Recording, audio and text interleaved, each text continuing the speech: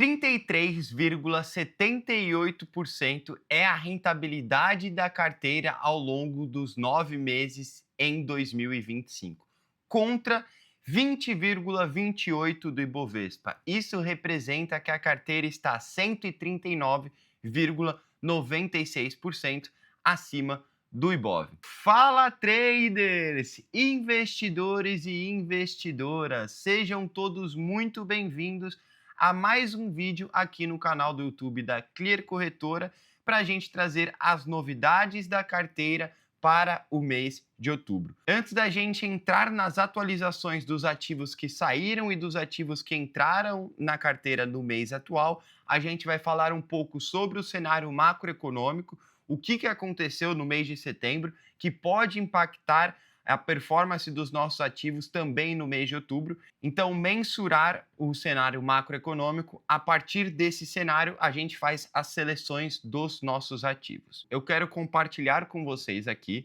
o gráfico do preço sobre o lucro do nosso Ibovespa e dizer o seguinte: a gente está com um preço sobre o lucro extremamente descontado. Estados Unidos começou a cortar os juros, a inflação no nosso país está caindo, o que abre espaço para cortes de juros a partir de 2026, o que se torna um cenário extremamente favorável para a renda variável para o nosso Ibovespa. Então a gente tem os nossos ativos extremamente descontados, um cenário de corte de juros que pode ser extremamente benéfico para renda variável. Deixar um adendo: a gente precisa equilibrar as contas públicas para que a gente realmente abra espaço para corte de juros ao longo de 2026. E aqui eu quero trazer um gráfico para vocês. Aqui é o gráfico do Ibovespa. Eu quero comentar o gráfico do Ibovespa ao longo do século de 2021. Só para a gente parametrizar que a gente pode estar próximo de um momento extremamente favorável para o nosso Ibov. Então, ao longo do século 21, de 2000 a 2002, a gente teve uma quedinha assim no Ibov por causa da crise dos Estados Unidos, as dot-coms nos anos 2000, que a bolsa despencou lá fora, e 2002 a gente teve a crise da Ásia. Depois, ali 2000, final de 2002, 2003 até 2008, a gente teve um período de alta estrutural. Vocês conseguem ver isso daqui no gráfico, onde a gente teve consecutivas altas anuais para o Ibovespa.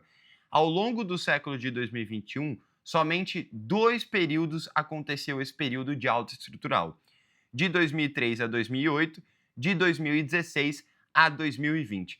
Quando a gente pega um período de alta estrutural para o Ibov, esse período tende a entregar uma grande geração de riqueza. Aqui o Ibov, por exemplo, de 2016 até 2020, subiu 220%. Tá? 216%. Mas tiveram empresas aqui que subiram 300, 400, 500, 1000%, 3.000, 5.000%. Ou seja, se você acertar a seleção de ativos em um período de alta estrutural, você pode vir a ter uma geração de riqueza. Então, quero deixar esse alerta que, ao meu ver, a gente está muito próximo de um período de alta estrutural, com cenário de corte de juros por parte dos Estados Unidos, corte de juros por parte do Brasil ao longo de 2026, mas a gente precisa, esse talvez seja o calcanhar de Aquiles do nosso país, que é o equilíbrio das contas públicas. Enquanto a gente estiver trabalhando com excessivo déficit fiscal, dificuldade em bater a meta fiscal do ano, tem menos espaço para corte de juros, por consequência, pode impactar a performance dos nossos ativos. Feito esse disclaimer, vamos então relembrar os fatos relevantes do mês de setembro e quais podem ser os possíveis impactos para o mês de outubro. Ao longo do mês de setembro, a gente teve 2 fatos de extrema relevância que pode repercutir ainda no mês de outubro. O primeiro deles foi a decisão de política monetária por parte do Fed e por parte do nosso Banco Central. Então, primeiro falar aqui do nosso Brasilzão. O cupom manteve a taxa Selic no mesmo patamar de 15% e repetiu o recado de cautela. Por que repetiu esse recado de cautela? Como eu mencionei anteriormente, a nossa inflação está caindo mais rápido do que o esperado. E algumas pessoas, investidores, analistas, economistas, estavam acreditando que a gente poderia ter um corte de juros ainda em 2025, porque a gente trabalha com o segundo juros real mais alto do mundo. Porém, Gabriel Galípolo, Banco Central, segue reforçando a mensagem de cautela de que a gente só deva ver cortes de juros ao longo de 2026. Mas, pelo menos, a gente já tem um cenário que a gente vislumbra esse possível corte de juros. Quando a gente fala da decisão de política monetária por parte do Fed, a gente deu início ao corte de juros. Cortou os juros em 0,25%, os juros norte-americanos agora se encontram no intervalo de 4 a 4,25%, e a gente tem mais uma reunião no dia 29 de outubro de 2025. Só que Fed corta os juros e Jerome Powell vem fazer o seu discurso. No seu discurso, ele traz um tom de maior cautela, uma preocupação com as tarifas implementadas que podem gerar um aumento dos preços. E se gerar esse aumento dos preços, talvez não tenha tanto espaço para corte de juros. Então, a mensagem dele foi de uma maior cautela e a continuidade do corte de juros vai depender dos dados econômicos que estão para sair ao longo de outubro. Principalmente os dados que mensuram o mercado de trabalho, porque o corte de juros por parte do Fed se deu através do enfraquecimento do mercado de trabalho. Então, se por algum momento a gente tiver os dados que mensuram o mercado de trabalho norte-americano mais forte do que esperado, pode diminuir a expectativa do mercado para a continuidade de corte de juros. E aí, tendo esse cenário, o corte de juros aconteceu no dia 17 de setembro de 2025. E o que a gente teve depois dessa decisão e depois da fala de Jerome Powell, trazendo um pouco mais de cautela para a continuidade deste movimento? Então percebam o seguinte, percebam que ao longo de 2025 a gente renovava o topo histórico, como foi esses topos aqui, renovamos, mas ele tinha dificuldade em se manter acima do topo rompido.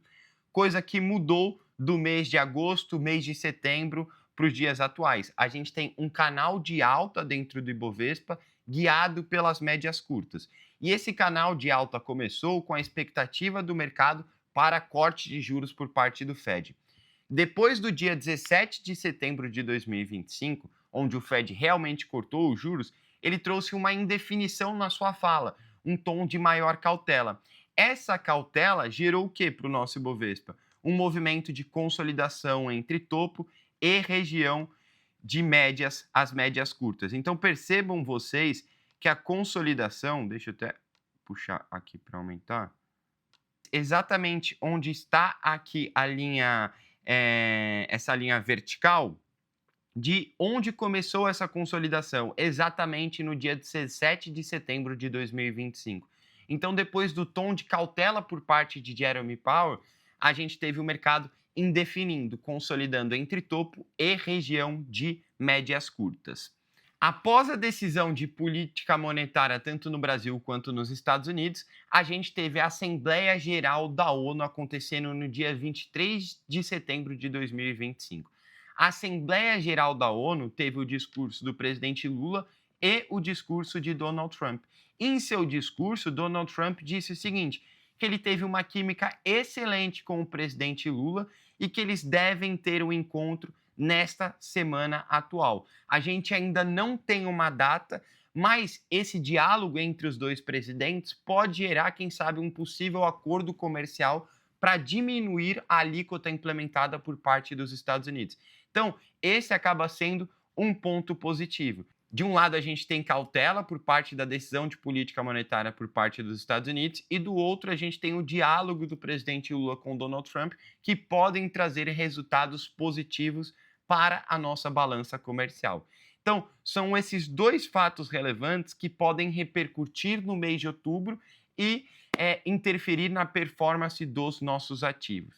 E aí, para piorar toda a situação, lembra que eu disse a vocês que o Fed está olhando todos os dados que mensuram o mercado de trabalho? Então, galera, e no dia de ontem a gente teve os Estados Unidos declarando shutdown. O que isso significa? Os Estados Unidos não entrou em um acordo republicanos e democratas em relação ao orçamento norte-americano. Isso gerou um shutdown, que é a paralisação de alguns setores públicos dos Estados Unidos. E um dos fatores que é impactado e tem a sua paralisação é o setor que traz a divulgação dos dados econômicos norte-americanos. Então, a gente teria nessa sexta-feira, dia 3 de outubro de 2025, a divulgação do payroll que iria ajudar o Fed na sua tomada de decisão. Mas, pelo que parece, o Fed vai ter que tomar a sua decisão em relação à taxa de juros no escuro, sem ver nenhum dado econômico. Isso traz um tom de maior cautela olhando o cenário externo, né? Até porque a gente teve a última alta do Ibovespa pautada em cima do corte de juros por parte do Fed. Se ele não der continuidade, abre espaço para uma correção de maior intensidade. Então, concluindo essa questão do cenário macroeconômico com a leitura gráfica, o que a gente tem hoje após o shutdown, o mercado querendo romper as médias curtas. Rompidas as médias curtas, ele abre espaço para testar o fundo anterior, que coincide com a média de 21 períodos. Se romper essa região aqui, ó, dos 143.900, eu vejo que ele abre espaço para uma maior correção. Como a gente está batendo o Ibov por mais de 13 pontos percentuais, o que eu fiz para selecionar os ativos no mês de outubro? Eu tirei alguns ativos que performaram bem ao longo de 2025 e, se tiver uma correção, podem ter uma correção mais forte olhando o lado percentual. E eu fui atrás de setores mais perenes da nossa economia, aumentando um ativo dentro da nossa carteira. Até então, a nossa carteira era composta por 9 ações, agora a gente tem 10 ativos que compõem a carteira no mês de outubro. A carteira ficou composta dessa seguinte maneira. Os ativos que saíram da carteira são MRV, é uma empresa no qual eu vislumbro muito médio e longo prazo, mas que, se chamar uma correção, pode chamar uma correção percentualmente muito forte, de 10, 12, 15% até o próximo suporte de maior relevância. Então, por conta disso, ela sai do mês de outubro. Sai também Klabin, que está dentro de uma consolidação, uma indefinição, e sai também Ecor 3, que está próximo de uma região de resistência. Os ativos que entram são Rail 3, famosa Rumo, Redditor, Santander e Droga Raia, RDAO 3. Então, entram esses 4 ativos que compõem a carteira agora, 10 ações no totais. Lembra a todos, eu trouxe uma maior exposição para o setor de saúde, tá? E também trouxe aqui, ora, um setor bancário. Fazia tempo que a gente não colocava um setor bancário dentro da nossa carteira e o setor bancário agora volta à tona com possível acordo comercial entre Brasil e Estados Unidos. Além disso, Santander é um banco no qual cresce o lucro líquido ao longo de 2025, no comparativo anual, só que ele segue consolidado na mesma região de preço há praticamente 3 anos. A gente tem Itaú dentro de uma tendência de alta, Bradesco dentro de uma tendência de alta. Ao meu ver, o Banco Santander está descorrelacionado do setor e ele tem um maior upside aí para percorrer. Então, galera, quem quiser entender um pouco mais sobre as ações que compõem a nossa carteira, os fundamentos por detrás dessas empresas, as perspectivas futuras, acompanhe o blog da Clear Corretora. O link está aqui na descrição do vídeo. Portanto, galera, feito todo esse disclaimer de cenário macroeconômico com a seleção dos ativos, a gente finaliza o vídeo de hoje da carteira do mês de outubro por aqui. Peço encarecidamente que vocês deixem seu like, compartilhem, se inscrevam no canal e, claro, deixem o seu comentário sobre o que vocês acharam da seleção dos ativos do mês de outubro. Valeu, galera, e até o próximo vídeo.